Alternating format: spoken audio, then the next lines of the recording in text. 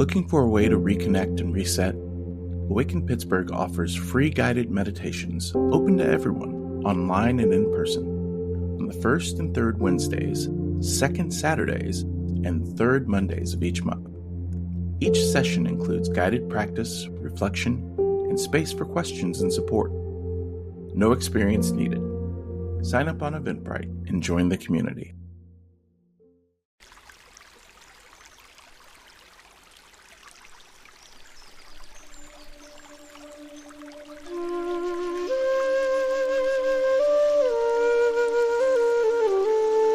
Hello friends, my name is Stephanie Romero and I am the founder and executive director of Awaken Pittsburgh. I want to welcome you to our podcast, The Ripple Effect.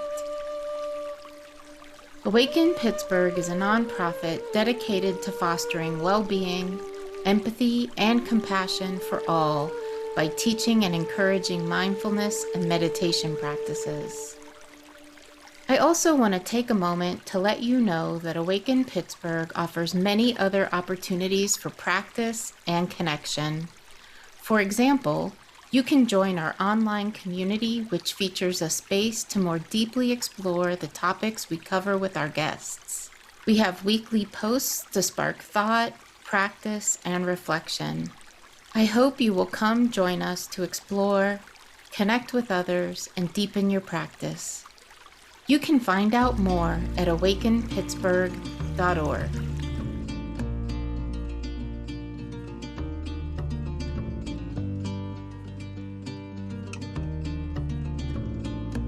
And now part 2 of Stephanie's conversation with Sylva London and Ñeca Rodriguez. One of the biggest problems we found is that when we talk about the guidelines, we share that this round is not confidential, that confidentiality cannot be assured. And that has created a huge problem because people expect that if they're going to share something personal or private, it would be confidential. So by saying we cannot assure confidentiality, we invite people to be responsible of sharing what is possible to share in an open and public space like this one. So that was also a big problem in the way we started to work. And we're very, very open about the issue of the confidentiality cannot be assured. In Brazil, they say there is no confidentiality, and that was too violent and too strong. So we changed it to confidentiality cannot be assured. And we invite people to share what they feel comfortable sharing. So in that sense, each one of the participants become responsible of what they are sharing. And we cannot assure confidentiality because usually these spaces are open spaces where people can come in or leave whenever they feel like. So in that sense, this is not a closed space. This is an open and public space where we invite the members of the community to join us. Of course, with the online rounds, some things have changed because you know who comes in or who leaves, but when we have an open space, it's much more open. And this has been a topic in our trainings that we have to discuss with the participants until it makes sense to them. And this created also a sense of safety. And the other issue, you want to go ahead, Sylvia? Or finish the confidentiality issue. It, besides creating safety, it creates a sense of agency because we believe each person has the capacity to be responsible for themselves, and we don't have to take care of them because by inviting them in this fashion, they are invited to take care of themselves. And that's a complete different way of inviting people to participate in the round. And also, listening to you, it's a way of not becoming patronizing, because each one becomes responsible for themselves. So when something happens and people start protecting others, we can always go back to the conversational guidelines, and we speak about not confidentiality, we speak about not judging, or when some people becomes to use a lot of space. No, we also already have the means to say, okay, we invite you to be brief. And all the time we invite people to go back and say, raise your hand. In Zoom, it's very easy. Raise your Zoom hand and say your name. Always when one participant takes the stage, has to say their name. And this is also connected to the idea that the only person I represent here is myself. Well, thanks for sharing about the journey of creating a safe container, right? I know this is one of the conversations we have a lot at Awaken Pittsburgh with creating a meditative space, is how to create a container that feels safe for people to experience their emotions and really sit with what's present for them. And you all are taking that to the next step. So, I think mindfulness and meditation is helping us recognize what's going on in ourselves. And you're asking people, once you've recognized that, now bring it into community, right?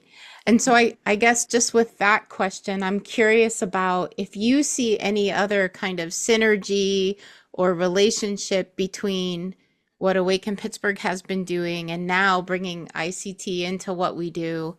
Like, what's your vision of how those two things connect? I kind of gave a little glimpse of what I've been thinking about, but I'm curious to hear how you've been thinking about that.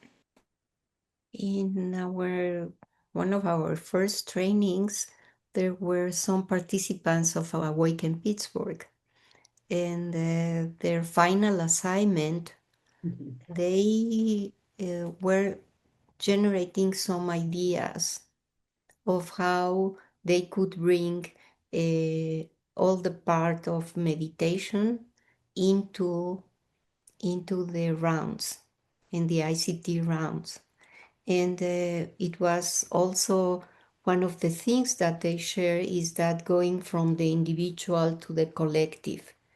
And in ICT, we are all the time going from the individual to the collective, from the collective so to the individual.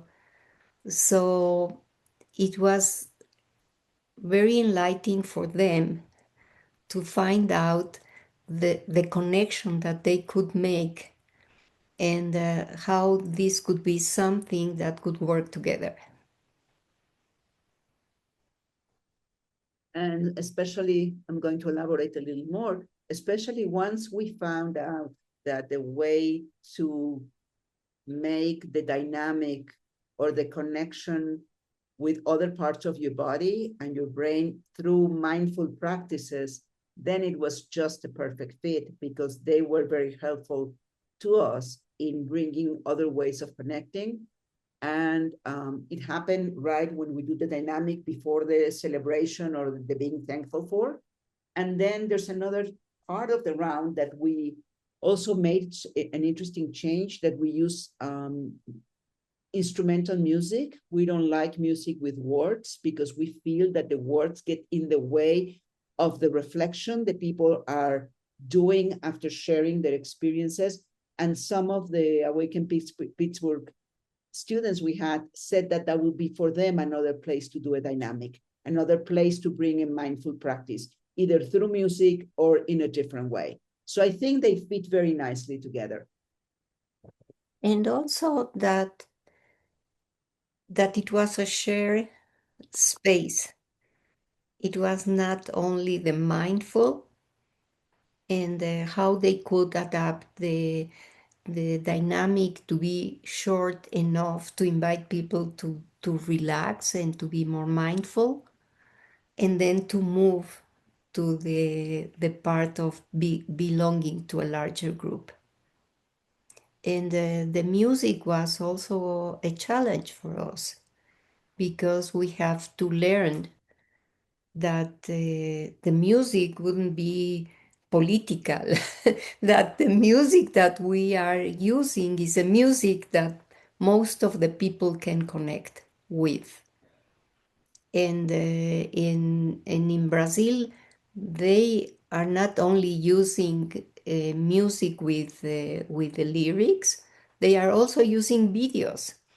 So in the US, this was too much stimulation, no? So this is an example how less becomes more. Mhm.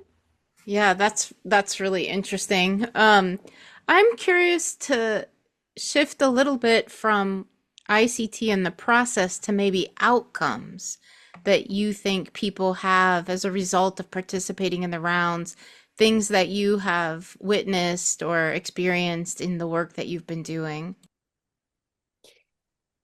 And this, what we wanted to share is maybe it's the content of one of the rounds. And maybe when we tell this, it's not such a big thing, but it was very important and very big for the participants to the round.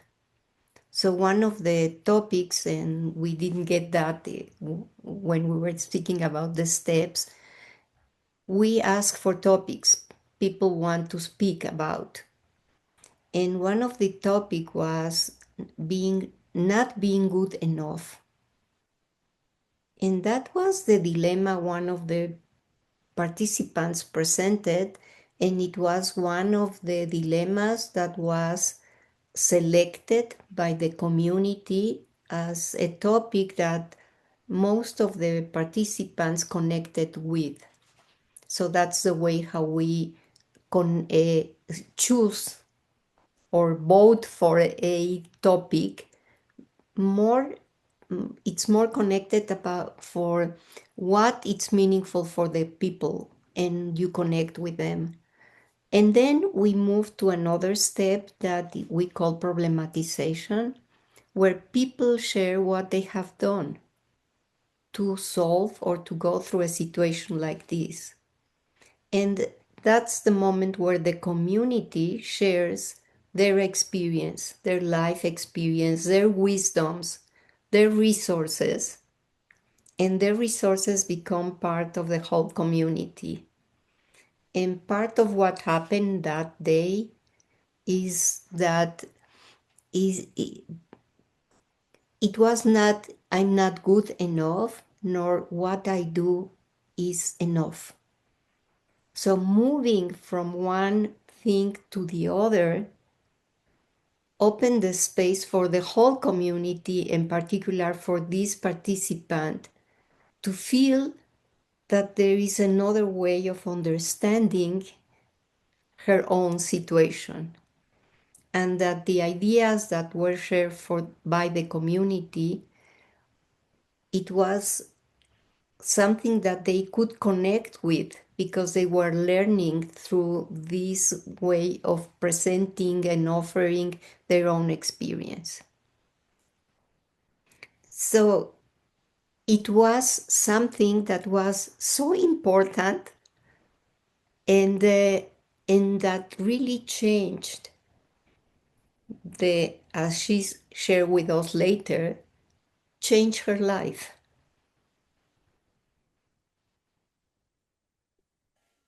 What you're describing actually reminds me of cognitive behavioral therapy, Mm-hmm. right? Taking those ideas that we have that are harming us, right? Our own ideas, our own preconceptions, and shifting our thinking, which is so hard to do, right? We have so many thoughts that could hinder us or lead us astray, that change our way of thinking is so hard. So I think that's a beautiful, beautiful example, and something that I know people are engaged in therapy for many years trying to work on, right? Yeah. Another experiences people have shared is that they don't have to actually speak or participate in the round to be part of the round and to feel that the round is useful to make some changes. And that has been amazing to hear, that people are just there. They listen to the problem that is presented. They go through the resonance that the different members of the community have. They select the topic. Then they hear the contextualization, which is a very brief conversation between one of the facilitators and the person that brought the problem that was selected. And then the most important part of the round, which is the problematization, which is the space where people share life experiences and wisdom, as Ñeca was saying. And then the last part of the round is what we call the closing. And in the closing, what you say, we invite people to say, what did you learn in this round? And who do you want to thank for your learning? So that also goes back from the collective to the individual and back to the collective. And people get engaged with somebody in particular, but there's also a whole sense of appreciation of what you say really impacted me, and I'm recognizing you in this process. So what people have said is that they don't have to speak. They don't have to offer anything. Just by listening, the ideas are so good and so wise that they are able to change the way they are in the world just by being in the round, even if they don't speak, or they don't participate, or they don't thank anybody. Just by being there, it makes some shift, or it opens the possibility of thinking that there are many ways of solving problems, and that the one they were doing was not the only possibility. And this brings a sense of belonging, that you are not the only one that's going through this kind of situation, that there are many people that are going through it at the same time as you, and you are not lecturing people that there are many possibilities. No, you listen the options that each one is using in their own life. And sometimes people don't even speak, but when we come to the closing, it's enough for them to participate and be thankful for what they learned. But this is a way of creating and a sense of building a community. And the community is not something that we create, nor we are creating it together. And at the very beginning, Sylvia was talking about horizontality. And we as facilitators, we also participate in certain moments of the round. So by doing that, people can also connect with us and become part of the community. And so that also provides a sense of safety because it's not hierarchical. We are all going through situations.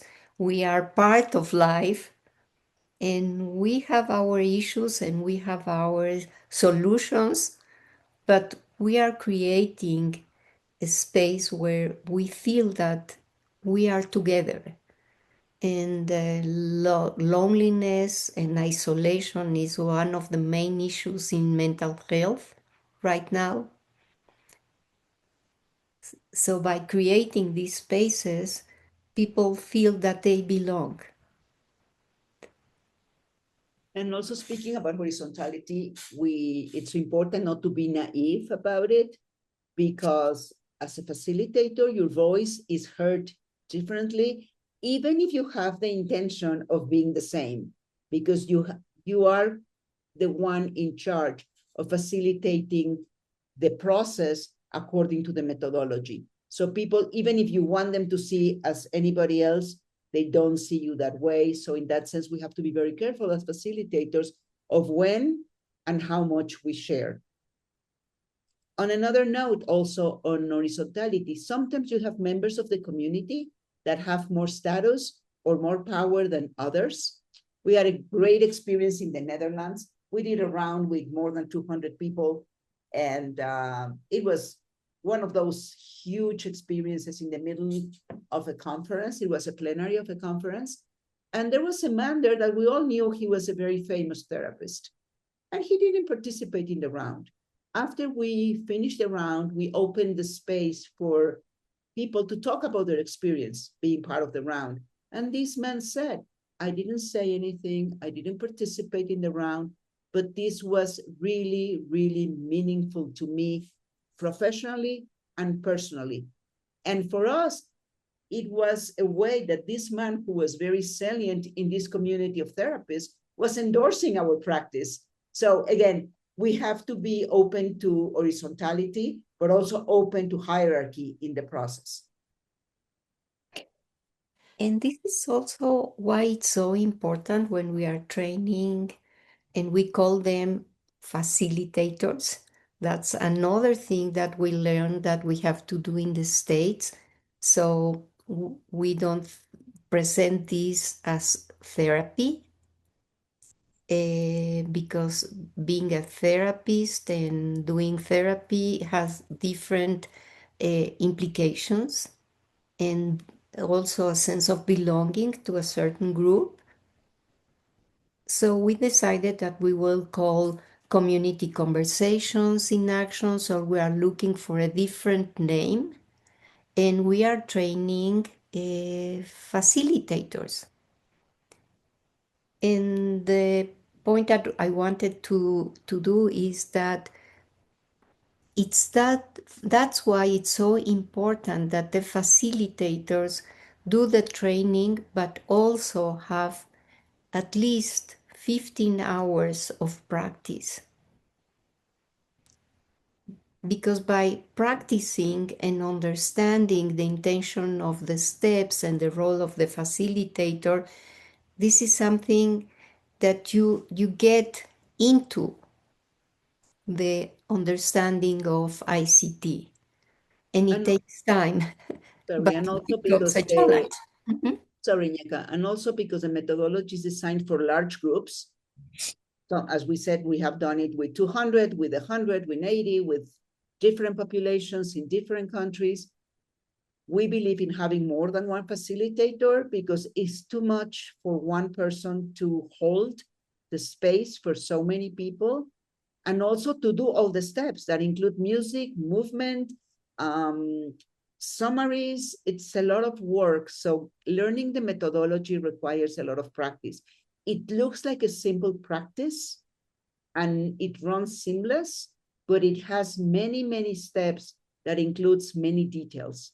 So that's why the training we are proposing, and we propose and we design, which is what we have brought to ICT in the States.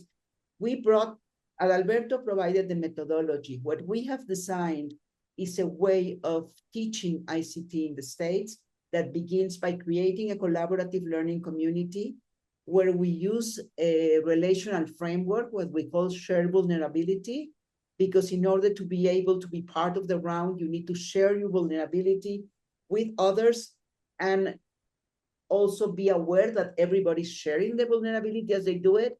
And then we engage in the methodology. And the most important part of the training, as our students have said, are the rounds they participate as participants before they ever start leading a round. So it takes about 8 to 10 weeks of teaching and being part of a round before they start facilitating. Because by then, it's almost a natural process for them because they had participated in many rounds and they have seen what we were doing. So it's a teaching by modeling, but it's also a learning by practice. Yeah, the thing that keeps coming up as you've been talking, and maybe just because it's my an interest of mine, right? How it's been an interest of mine in the work that I do with Awaken and in my own personal life, how we build empathy, right? And I think that part of the beauty of what I think ICT does, and I was actually talking to someone about this recently, actually one of my personal meditation instructors, But meditation, you have as a goal often to sit and feel empathy, right? To generate empathy as part of your meditation practice. But it's a little hollow. It's a little, Right. because you have no other human in front of you that you're offering it to, right? And that's one of the things that I've really attracted to with ICT is that, we have this natural ability through what we now are calling our mirror neurons, right? That when we hear someone else's suffering or we see someone else's suffering, we have empathy. And I think modern living isolates us from it, prevents us from tapping into it. And so I guess I just would love to just hear your reflection on how empathy shows up in the rounds and how because for me, empathy has to be nurtured and cared for in all of us, because otherwise it's very easy to dehumanize another person, to take advantage of them or ignore their suffering or explain why it's their fault that such and such is, so I think like it's just so crucial for us to have the society that I wish that we had, for us to really work on developing empathy. So I know that wasn't on the planned conversation, but it's just coming up for me as we're talking. This is a very important topic, but the idea of building empathy, it's a two-way thing. And it comes from really speaking about your worries, your pain, your suffering, and not only that you can be in my place, because you cannot be in my place, but by listening what happened to me and having you the opportunity to connect to your own worries, your own feelings, and also to your resources, we can create a connection. And I think there for us, it's where we can, when empathy is built, to take the time to listen what you are saying, to give you the space to speak. And this is something we connect with the relational framework of shared vulnerability, that these are an idea that Sylva and I created. It's really to be there with the other and to be able to hold attention what it takes to be with others, because it's not so easy going process. It creates the attention, and we have to hold attention in order to be with myself and with the other. So in that sense, for us, empathy is how we understand empathy and how we also respect dignity, your dignity, my dignity. It's part of empathy, it's part of being there together in a respectful way and understanding that it's not an easy process. I don't know, Sylvia, if you would like to add something. It's a really interesting question, because when we like to be provocative, which is most of the time, we say that we don't believe in empathy. But we don't believe in empathy in this individual sense of thinking about empathy. We believe in relational responsibility. We believe on what we could call it relational empathy, because we challenge the idea that we can be in your shoes, which is the traditional definition or the social definition of empathy. I know it's very narrow. So what we bring in ICT is resilience on one part, developing resilience. And in the problematization, we encourage as many different ways of solving problems as possible. And in that sense, we open the space to the idea that there are many ways to kill fleas without killing the dog, right? So it's not only that I can be in your shoes and I'm going to tell you exactly how you have to do it because I do it that way. You're going to hear 20 different ways of doing it. So the empathy we develop is a collective empathy of building together resources for everybody. And it's not only for the person that presented the problem, and that's the most important part and the most difficult to understand, because you believe that you're offering the ideas for the person that presented the problem.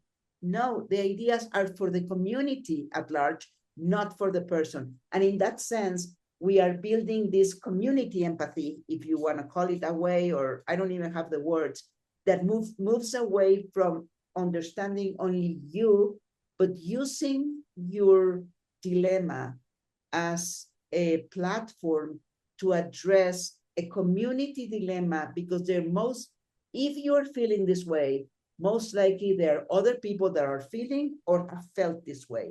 So I think we are appealing to our humanity in that sense, looking at vulnerability as a human condition, and we create that commitment to address it together for all at the same time. So we do challenge the notion of empathy as an individual, and we embrace it as a collective. I don't know if this makes any sense. Well, I think that the way that you're framing it is feeling our interconnection and our interdependence. Exactly. That's right? what we aim for. Yeah. So feeling that interdependence and feeling that interconnection, which, maybe that understanding of our interconnection and our interdependence helps me understand your humanity is related to my humanity. And therefore I can feel not exactly what you're feeling, but it is alive in me. Something is alive in me that connects with whatever you're experiencing. And again, it goes back to why we emphasize so much the notion of focusing on feelings and not on ideology, because it's easier to connect with the way you feel than to connect with the way you think. I'm sorry, Ñeca. No, and the idea of using feelings, it becomes something much more universal. So you can bring your particular experience, and this is also something that we do in ICT. We go from the particular to the universal and from the universal to the particular. But when we speak about feelings, and I speak about my pain, you can connect to pain in many different ways. But it's the connection that what we bring out through ICT. And then we go back to the conversational guidelines, because this is also something that provides a structure, because you are not judging, you are not giving speeches, and we are not speaking about ideas. So we are speaking about something that really connects us, and that's universal to humankind, and we all have it. And that's why we were talking yesterday or the day before yesterday that we love the name Connecting Conversations. Yes. That's another conversation. Yeah. But I hear you. But that's another conversation. Yeah. So this is another. Yeah. I liked how you brought it there, though, Sylvia. I saw what you did there. It was just this came from a conversation we were having. Yeah. And then this is not a topic for now. Yeah. But anyway, no, that's great. But the idea of connection and belonging, I think this is one of the main issues we are working on in ICT. Yeah, I love it. So I'm just aware of our time, and I know, Sylvia, you're going to have to transition to somewhere else. Yes. So I guess maybe just to end, if you have a hope for our new collaboration that you want to just name, that would be lovely. And also for folks that are listening, we're going to put the link for the Wednesday rounds that you're facilitating. So if people listen and they're interested, they can join. But maybe there's another resource you want to name. So either or both of those, and then we can end on that. For me, it's connection and creating a community of belonging. This is my hope. I guess for me, it's already happening. I think since we started to work together, it felt natural. It felt very, very comfortable. I think we can do a lot of things together in a way that we have very similar values. And those values are very close to the values that the community conversations is bringing. So again, my hope, which is very big, is to be able to bring community conversations to as many communities in this country as possible. And to use the example of Lehigh Valley as an example of something that is possible and it's happening. It's not a dream, it's a reality, and that we can learn from there to keep on building projects like this and to get the results and of what they are talking about, their experience of doing ICT. And I guess for resources, I think you have described ICT in your webpage and your last newsletter, and also the Visible Hands Collaborative webpage that it's still up, has resources, descriptions, and also an article we wrote about the story of how we have brought ICT to the US up to this moment. Great. Thank you both for taking the time to dive into deeper conversation with me and share a little bit about your journeys, how you've got to where you are. And yeah, it was helpful for me. I hope that folks listening also enjoyed it as much as I did. So thank you so much. Thank you. So this for us was a great opportunity to talk about what we love. And we invite everybody to explore ICT as a possibility of connecting. And thank you for your kindness and for creating this lovely ambience. And this is something that we want to create so people will understand what ICT is also it's about. Yeah, me too. Okay. So thank you, Stephanie. This was great.